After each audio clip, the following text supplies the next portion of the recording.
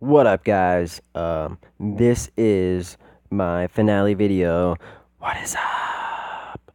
From Death Seeker to Ice Lord. Yes, finally, I am finishing this video. I am so sorry that took so long, but Kingdom Conquest was a suckfest, and the terrorists suck in my kingdom, and everything sucks, and it's been a sucky week. But I made this video, and this video is freaking awesome. So, I made sure to work on this table, and I worked really hard to make sure that all the numbers were accurate. And I'm going to try to get this table up on Google Sheets for you guys so everyone can go ahead and play around with it and see and compare different gear sets at different enhancement levels and, see if maybe, you want to work up to the next gear set or not. Maybe you don't. So, the point of this video was to see if Ice Lord from Deathseeker was worth it. And the short answer is, for me, yes. For you, I don't know. I cannot tell you if it's going to be worth it for you. I don't know your budget. I don't know your account. I don't know your kingdom. But for me, in my current situation, it was worth it. So, let's get right into it. Deathseeker is different from Warmonger. Warmonger, each individual stat goes up 5% for +1 and +2, 10% for +3 and +4, and then 20% for +5. Deathseeker, on the other hand, each individual stat, like the infantry attack or the infantry defense, they each go up 5% for +1, 2, and 3, and then they go up 10% for +4 and +5. Now, Ice Lord's all sorts of messed up. It goes up the same as Deathseeker for the damage stats and 1 troop health stat in the helmet.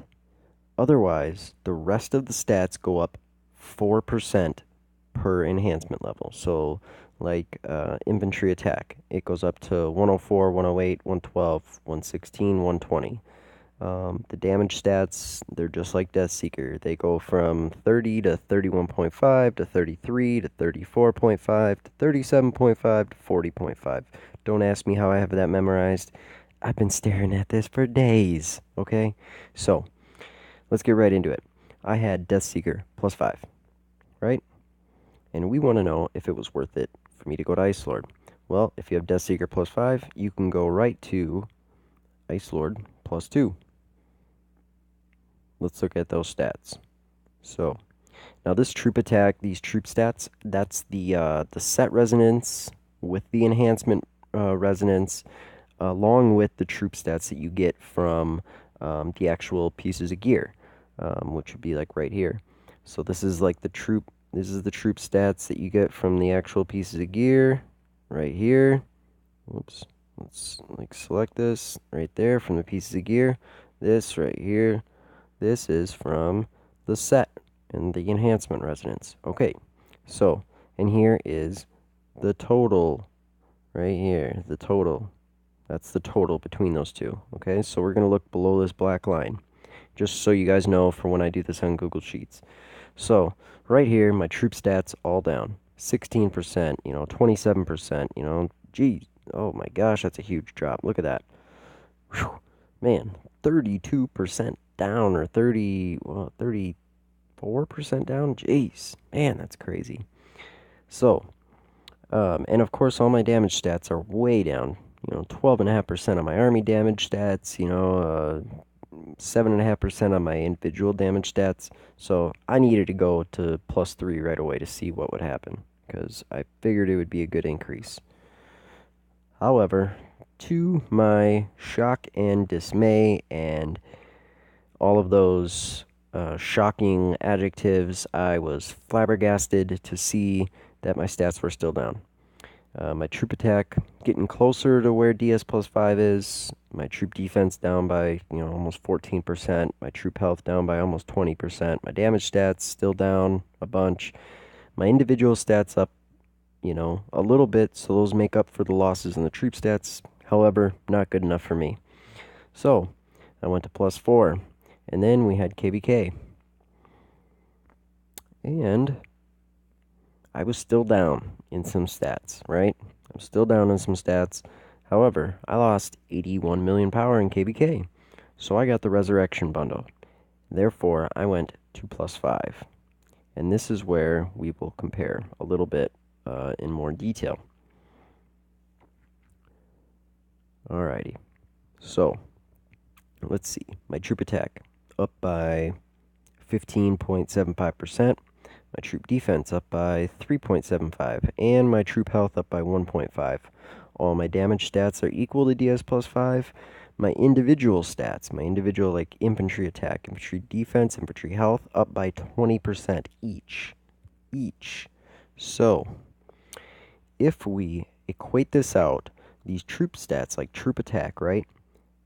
So 135% troop attack. It's just like adding 135% to your infantry, cavalry, bowman, and siege attack.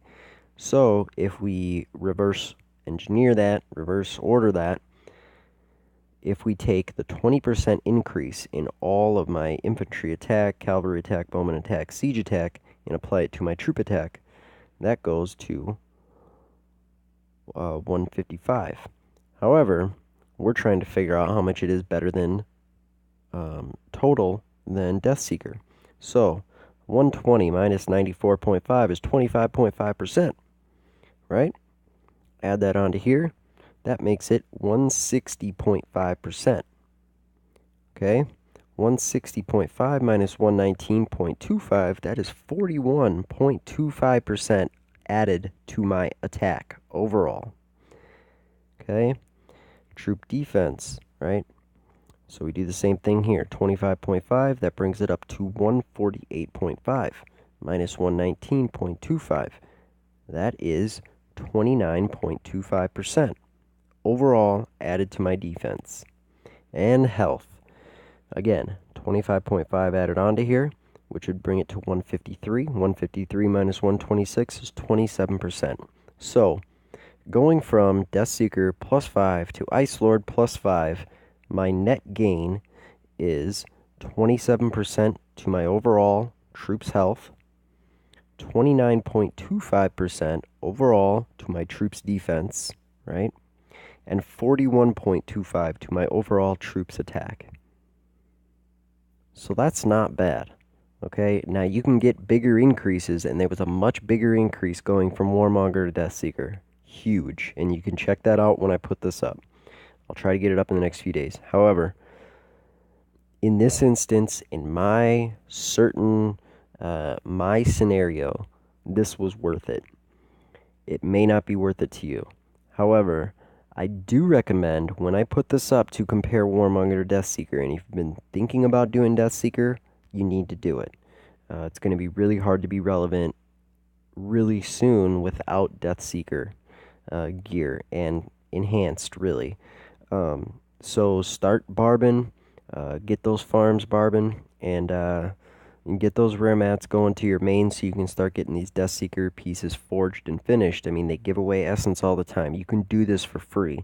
We have players in my alliance that have done Deathseeker, have it to +1 or +2, have not spent a dime on Deathseeker materials or scrolls. You can do this. So, I wish you guys all the best, and I hope that my delay in answering this video and putting this last video up in this series didn't detract anyone from watching. Overall, the answer is yes, Ice Lord was worth it for me. And it may not be worth it for you. It's up to you to decide, and hopefully this chart, when I get it up on Google Sheets, I will make a short video with a link to the Google Sheets version, so you go on here and play with it and see if it's worth it for you.